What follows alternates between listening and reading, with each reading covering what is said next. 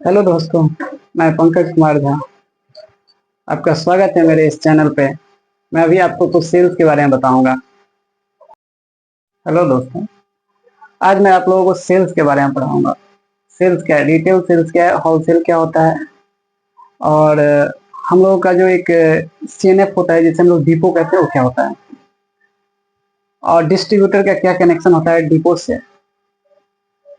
क्योंकि बार बार हम लोग सुनने में आता है depot, wholesale, distributor and retail. तो हम बता दें आपको कि सबसे पहले जो है तो हमारा सीएनएफ होता है, जो सीएनएफ डिस्ट्रीब्यूटर को माल देता है, जिसे हम लोग प्राइमरी कहते हैं। जो हम लोग का प्राइमरी होता है, डायरेक्ट जो सीएनएफ से डिस्ट्रीब्यूटर को माल आता है वो प्राइमरी होता है, और जो डिस्ट्रीब्यूटर से होलसेल में जाता है या रिटेल में जाता है उन लोगों का सेकेंडरी होता है। तो सीएनएफ हो गया जो डायरेक्ट माल मंगवाता है कंपनी से, और डिस्ट्रीब्यूटर हो गया जो सीएनएफ से माल लेता है होलसेल, और रिटेल हो गया जो डिस्ट्रीब्यूटर से माल खरीदता है। रिटेल को एक तरीके से आप ये भी कह सकते हैं जो होलसेल से भी माल लेता है। तो हम लोगों का ये है कि हम लोग रिटेल कैसे करते हैं, रिटेल में कैसे जाते हैं, क्या करते हैं, नहीं करते हैं। तो सबसे पहले हम लोग रिटेल में जाते हैं, और जाने के बाद जो है लो है प्रणाम पाती जो करना रहता है करते हैं, और उसके बाद फिर हम लोग उनसे पूछते हैं जो हमारा प्रोडक्ट है उस प्रोडक्ट के बारे में पूछते हैं कि भैया अंकल जो भी आप लोग यूज करते हैं, तो उससे या सर भी बोल सकते हो, अच्छा रहे, प्रोफेशनल भाषा है सर। तो सर आपको क्या कुछ चाहिए, या उसके पास जो पहले से आपने जो माल दे रखा है उस माल के बारे में पूछे कि क्या उस माल में कोई दिक्कत है, क्या वो डैमेज हो गया है या माल नहीं बिक रहा है, कुछ ऐसा पहले।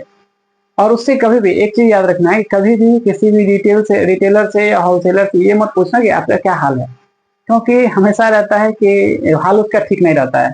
वो होलसेलर हो या रिटेलर हो, हाल कभी भी किसी का ठीक नहीं होता है। ये हम लोगों को पूछना नहीं है कि क्या हाल है, कैसे हैं, ज्यादा उतना नहीं पूछना है। हम लोगों को बस अपना माल बेच के निकलना है वहां से।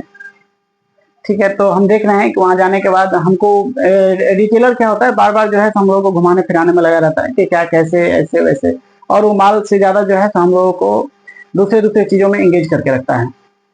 तो हम लोगों को उधर भी जाना है, लेकिन तुरंत अपने ही काम पे फोकस करना है, मेन कि हमको कैसे माल उससे बेचना है।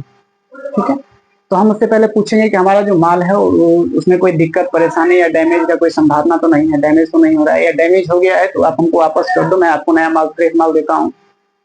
इससे क्या होगा कि आपका जो है तो उसके पास पकड़ बना रहेगा। कभी भी याद रखिए कि कभी भी रिटेलर को हमेशा खुश करके रखिए, क्योंकि रिटेलर ही हमारा जो है सो मेन काम करता है। भले ही हमारा 80% या 70% माल होलसेलर में बिकता है और 20 से 30% माल रिटेल में बिकता है, लेकिन हमारा जो मेन मजबूती और मेन पकड़ होता है वो रिटेल में ही होता है, और रिटेल से ही हम लोग धंधा करते हैं। रिटेल में ही जब जाता है तो हमारा जो फोकस ब्रांड है, जो फोकस एसकेयू है, वो जो है हम लोगों का बिकता है। तभी जाकर के हमारा एवरेज जो प्रोडक्टिव होता है या पीसी प्रोडक्टिव कॉल जो होता है वो पूरा हो पाता है। ये हम प्रोडक्टिव कॉल एवरेज यानी कि एवरेज जो होता है, एवरेज प्रोडक्टिव कॉल या एलएसपीसी जो होता है, ये हम आपको बाद में समझाएंगे। अभी हम आपको बता दे रहे हैं कि जाने के बाद उनको पहले हेलो सर या प्रणाम, नमस्कार सर, मैं इस कंपनी से आया हूँ और मेरा नाम ये हुआ, और मैं आपके पास कोई डैमेज उमेज है या डैमेज का कोई इशू है तो आप हमको बताइए। जैसे एक एग्जांपल ले लेते हैं कि मैं रजनीगंधा में काम करता हूँ, डीएस ग्रुप में काम करता हूँ। मैं जब दुकान पे जाता हूँ तो क्या करता हूँ, सर हेलो सर, नमस्कार, और फिर उससे पूछता हूँ कि सर क्या रजनीगंधा जो है तो कोई आपके पास डैमेज उमेज तो नहीं ना है। तो हमको बताते हैं कि हाँ डैमेज है, या डैमेज नहीं रहा तो नहीं है।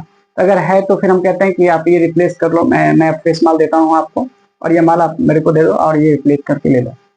ठीक है, इससे क्या होता है, फेथ बना होता है, एक अच्छा आपका जो है तो वहां पे इमेज बनता है, उस दुकानदार के पास, उस रिटेलर के पास आपका एक अच्छा इमेज बनता है। इससे आपका जो है आगे भी उसके पास आप, जब आप उसको चेंज करते हैं, चेंज करके देते हैं, तो आपका ये हो जाता है कि आप कभी भी उसके पास जाइएगा, जो आपका फोकस एसक्यू है ना, वो भी आप उस पर डाल सकते हैं। ये आपका जो है तो सबसे बड़ा फायदा का चीज होता है, क्योंकि कभी कभी कंपनी का ऐसा प्रेशर आ जाता है कि आपका फोकस प्रोडक्ट है, नहीं बिक रहा है, कैसे बिकेगा, क्या होगा, नहीं होगा। वो जो सेल्स टीम रखा होता है उसी पर सब भार पड़ जाता है, क्योंकि वो कंपनी को पता है कि हमारा सेल्स का जो लड़का है वो रिटेल काउंटर पे, हर एक काउंटर पे जाता है और उसका पकड़ है वहां पे। इसीलिए वो आप पे प्रेशर देता है कि आप जाइए और उसको बेचिए। तो वही उसके पास जाना है, उसको जो है माल बेचना है, सेल करना है, और सेल करने के बाद उसके दिमाग दिल में जो है इमेज बना देना है अपना और कभी भी जाते समय उसको जो है सो ये नहीं लगना चाहिए कि आप उसको निराश करके, कभी भी किसी भी दुकानदार को संतुष्ट करके ही निकले, ऐसे नहीं निकले। Thank you. और हम आगे का जो है सो कैसे प्रोडक्टिव कैसे करना है, एक दुकान से दूसरी दुकान जाने में क्या करना चाहिए नहीं करना चाहिए, फिर उसके बाद होलसेल में क्या करना चाहिए, उसके बाद जो है सो आपको हम एसकेयू के बारे में समझाएंगे, एसकेयू क्या होता है, पीसी क्या होता है, टीसी क्या होता है, उसके बाद एएसपीसी क्या होता है, ये सब आगे वीडियो में समझाएंगे। अभी तक के लिए बाय, थैंक यू।